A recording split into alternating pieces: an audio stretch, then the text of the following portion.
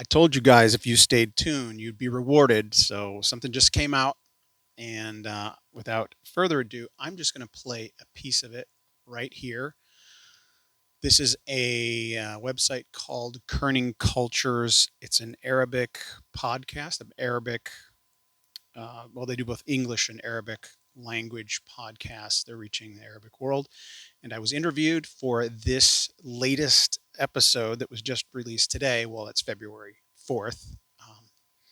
You're watching this on the 5th or later. Let me, before I play this, click subscribe. Those of you who have subscribed already, share this, like it, comment. I'll just play this short section here. As Talat stepped out of his front door, he was wearing a striped shirt and leaning on a walking stick.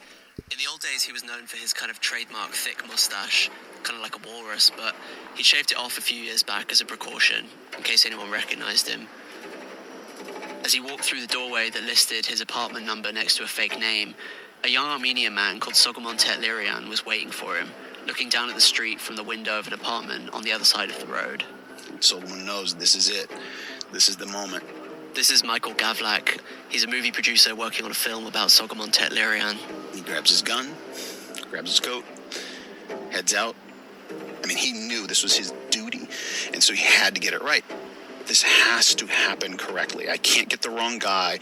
I'm not going to kill an innocent man. I don't want any bystanders harmed. This guy deserves to die, and I'm the one appointed to do it. Nobody else will.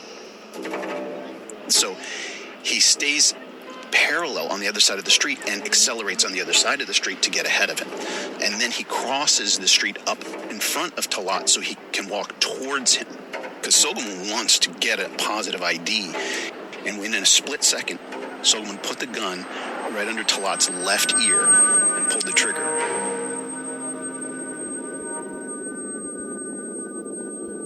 And the way that autopsy describes how Talat died, it says his brain exploded and he dropped like a rock straight down, and his skull cracked on the sidewalk and the blood immediately started oozing. The blood was oozing from the head of the man who was the Grand Vizier of the Ottoman government during the Armenian genocide. Usually he's known as Talat Pasha, but Pasha is an honorific, and it doesn't feel right to use it here. Between 1915 All right. I will obviously put the link to this in the description below. I encourage you to go listen to this. He uses a big chunk of the beginning chunk of this interview. He uses some of my interview, but he interviewed several other people. Marion McCurdy, who I've interviewed on my other YouTube channel, Tales of Truth, the granddaughter of one of the masterminds of Operation Nemesis. He also interviews this guy, Eric Bogosian, a Hollywood actor, Armenian, who wrote the book Operation Nemesis, and then also Tessa Hoffman, who is a historian. She has a Wikipedia page here.